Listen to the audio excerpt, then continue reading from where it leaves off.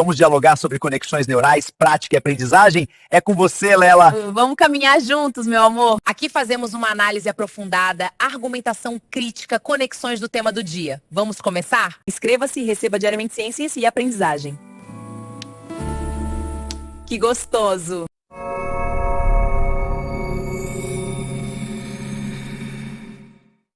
Sabe, se eu te perguntar o que é teatro, o que vem primeiro à mente?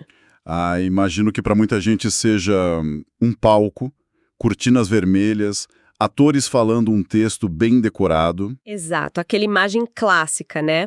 Só que os materiais que a gente vai analisar hoje mostram que essa foto, digamos, ela já tá meio amarelada. Totalmente. É uma ótima analogia.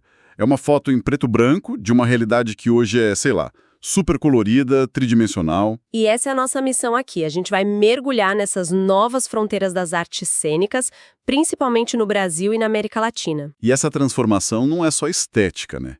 Ela reflete o nosso tempo, as questões sociais, políticas, a tecnologia. Sim, e a gente está usando como guia alguns artigos e dossiês, principalmente das revistas Urgimento e Voz e Cena. E o que eles mostram é uma mudança de foco. A gente sai de uma história que é contada para uma experiência que é criada ali, na hora. Exato. A pergunta deixa de ser o que o teatro representa para ser o que o teatro é, o que ele faz. E você não é mais só um espectador. Você faz parte do acontecimento. É uma diferença brutal. E tem um conceito importante aí que aparece nos textos do teórico Jorge Dubat, que é a ideia de convívio. Convívio. Sim. A base do teatro não é mais o texto literário, mas o encontro. O fato de estarmos juntos no mesmo espaço e tempo. E isso vira o motor de tudo. Certo. Então vamos começar por aí, pelo básico. O espaço. O chão que a gente pisa. Isso. Pelas fontes que eu li, de Fátima Costa de Lima e Stefan Baumgärtel, o espaço cênico deixou de ser um fundo de tela. Ele virou protagonista. E eles usam dois conceitos ótimos para explicar isso. Grafia na cena e grafia da cena.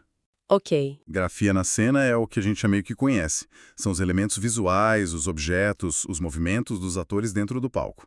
A cenografia tradicional, digamos assim. Exatamente. Mas a virada de chave está na grafia da cena. É aqui que a coisa fica interessante, né? Pelo que eu entendi, isso é a própria estrutura do lugar. Onde a peça acontece, vira parte do significado dela. Perfeito. Então, para deixar claro, grafia na cena seria, sei lá, um ator pintando um quadro do palco. Grafia da cena seria fazer a peça inteira dentro de uma fábrica abandonada, onde as paredes descascadas e a arquitetura do lugar se tornam um personagem. É exatamente essa a ideia. E isso se conecta de uma forma muito forte com a realidade latino-americana. Como assim? A escolha de ocupar uma praça, um prédio em ruínas, ou de criar uma peça para um local específico, o que se chama de site-specific, não é um capricho estético. É uma necessidade, muitas vezes. Uma necessidade e uma afirmação política. O espaço não é neutro. Ele tem memória, tem tensões sociais, e a obra dialoga com tudo isso. E os autores fazem uma crítica interessante. Eles falam que as grandes vozes da cenografia tradicional brasileira parecem meio ausentes dessa discussão. Sim, é uma observação pertinente. Parece que essa reflexão sobre o espaço como um agente tem partido mais dos encenadores, dos performers. Do que dos próprios cenógrafos. O que sugere que a cenografia também mudou de função. Deixa de ser decorar um espaço vazio para ser o design de uma experiência. Certo. Então o espaço agora atua. Ele fala. E o corpo que habita esse espaço? O que acontece com ele? Bom, o foco também muda. A gente sai da ideia de interpretar um personagem para investigar a presença. A ciência não é um dom místico, né? Não é carisma, é técnica. É técnica. É um treino psicofísico muito intenso.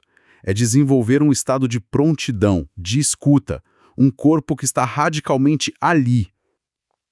E isso leva a um conceito que eu achei ótimo, da Christine Grenier, o corpo indisciplinar.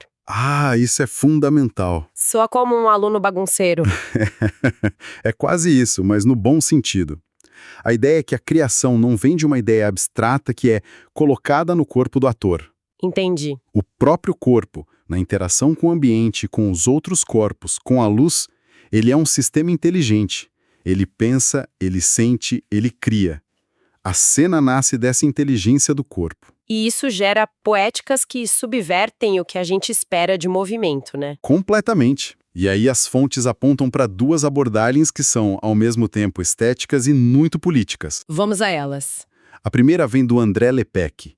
Ele chama de política da exaustão. Ele percebe que a dança contemporânea muitas vezes abraça a imobilidade, a estaticidade, a própria exaustão. Parar, desacelerar, mostrar o cansaço. Isso é contraintuitivo, mas como o público lê isso como um ato político e não como, sei lá, tédio? Essa é a fronteira arriscada e potente que se investiga. A diferença está na tensão, na intencionalidade. Não é um corpo relaxado, é um corpo que sustenta o cansaço como um ato. É a diferença entre um não fazer passivo e um fazer o não fazer ativo. É uma recusa à nossa sociedade que exige produtividade o tempo todo. É uma coreografia da resistência. fazer o não fazer. Gostei. E qual é a segunda abordagem corporal? É uma contribuição incrível da pesquisadora Leda Maria Martins. Ela traz o conceito de tempo espiral, de matriz africana. Tempo espiral. Sim, isso desafia a nossa noção de tempo linear. Passado, presente, futuro, um depois do outro. Nessa visão, o passado e o futuro coexistem no agora. Eles se manifestam no presente. Certo. Mas como isso vira cena? Como se materializa no corpo? O corpo se torna o que ela chama de corpo-tela ou corpo-arquivo. É uma tela viva onde memórias ancestrais, coletivas, são escritas e reativadas. Então a performance vira um ato de lembrar com o corpo. Exatamente essa expressão. O ato de performar não é criar algo do zero, mas reatualizar saberes e gestos que já existem nesse arquivo corporal. Espera aí. Se a performance é reatualizar algo que já existe, onde fica a originalidade do artista? Ele vira só um canal para o passado? Ótima pergunta. Não é uma anulação do criador. A originalidade está no como essa reatualização acontece. O artista é como um DJ que seleciona, recorta e remixa essas memórias corporais para dialogar com o presente.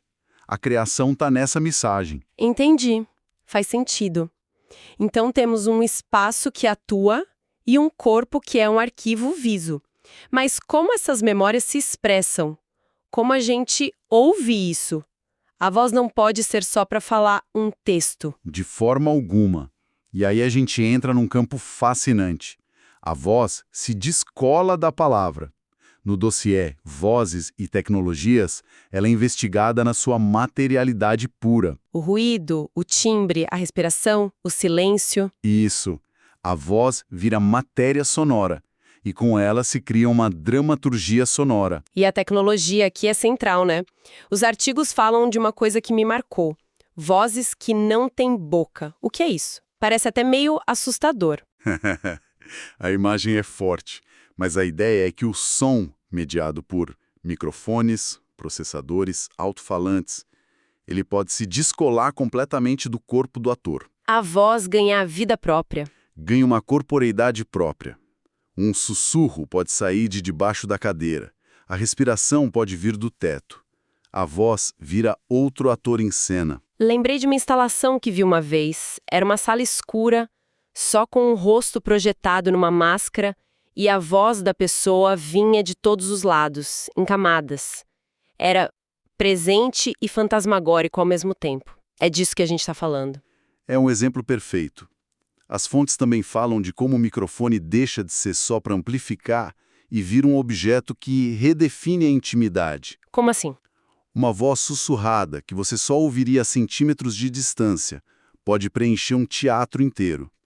Ela cria uma proximidade que seria acusticamente impossível. E eu adorei o conceito de gambiarra como estética, que também é mencionado. É muito brasileiro isso. Não é buscar o som perfeito, limpo, mas assumir a beleza do improviso, de fazer com que se tem. Exato, e isso cria um som com textura. Você ouve o chiado do cabo, a distorção do microfone, e isso não é um erro. É uma assinatura poética que diz: fomos nós que fizemos isso com esses recursos aqui. É político e poético. Ok, então vamos juntar as peças. Temos um espaço ativo, um corpo arquivo, uma voz matéria. Como isso se organiza? Se não é mais uma história com começo, meio e fim, o que é? Aí entra o conceito-chave do teatro pós-dramático, do teórico Hans T. Schliemann. Pós-dramático. A ideia é que o texto, a história linear, perde o seu trono. Ele vira só mais um elemento. Impede igualdade com a luz, o som, o corpo, o espaço. Então, a prioridade não é mais seguir uma narrativa.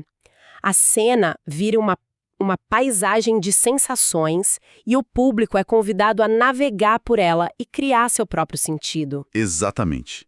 A pergunta muda de o que a peça quer dizer, para como a peça funciona, como ela me afeta. A cena é um sistema de forças. E isso nos leva a outro conceito, que parece complicado: loop de feedback autopoético, da Erika Fischer-Licht. Parece, mas a ideia é simples. Autopoético significa que se cria a si mesmo. Então, a peça se constrói em tempo real a partir da reação da plateia. Se alguém tosse, isso pode mudar a performance. Exatamente. Em um nível sutil, sempre muda. O performer sente a energia da sala. Mas às vezes é explícito. O barulho de um celular tocando pode ser incorporado à cena. A obra devora a realidade ao redor. É uma coprodução de experiência. E o que conecta tudo isso? O que fundamenta essa troca? Os afetos. As fontes falam muito numa dramaturgia dos afetos. A cena busca criar um campo de intensidades, de sensações que te atingem antes mesmo de você conseguir nomear. E o objetivo é circular o que eles chamam de sentimentos públicos. Isso. Não é sobre o drama privado de uma personagem, mas sobre emoções com dimensão política. O luto coletivo, a raiva diante de uma injustiça, a solidariedade. Entendo. Mas na prática, uma parte do público não pode sair frustrada, sentindo que não entendeu nada porque não tinha uma história clara? Sem dúvida. A resistência existe. Fomos condicionados a buscar uma moral da história. Esse teatro não busca a catarse, aquela purgação que te manda para casa aliviado. O objetivo é o contrário. É o contrário. É criar uma ressonância, uma perturbação. É deixar o espectador com perguntas, não com respostas. Então, para a gente amarrar nossa análise, saímos de um teatro que é um texto ilustrado no palco para um acontecimento. Um lugar onde o espaço é um personagem, o corpo é um arquivo e a voz é matéria sonora. Exatamente, uma experiência co-criada em tempo real, entre quem faz e quem assiste. Isso. E no centro de tudo isso, as fontes que a gente explorou revelam uma atenção muito produtiva. Que seria? Por um lado, essa cena valoriza, acima de tudo, o convívio, o encontro físico, o estar junto. E, ao mesmo tempo, ela mergulha de cabeça na tecnologia. Corpos virtuais, projeções, essas vozes sem boca. É um paradoxo em tanto. Reivindica o corpo presente enquanto virtualiza. Exato. E isso deixa a gente com um pensamento para continuar a refletir, né? No mundo cada vez mais digital, o que acontece com a alma do teatro, que é o encontro, quando a própria definição de presença está em transformação. Qual a fronteira e qual a potência que existe entre o corpo que está ali suando e o corpo que é projetado como som e imagem no espaço? No final, a pergunta é: quando o ator na sua frente e o avatar dele no telão têm o mesmo peso na cena, o que a gente passa a chamar de real no teatro?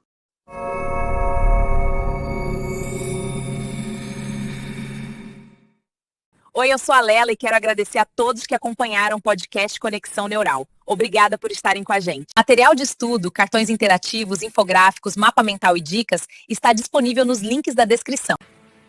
Deixa nos comentários os temas que você quer ouvir no próximo Conexão Neural. Deixa um alôzinho pro Macedo e para mim nos comentários. Boa noite. Amanhã estaremos aqui esperando por vocês. Tchau. Te amo, Macedo.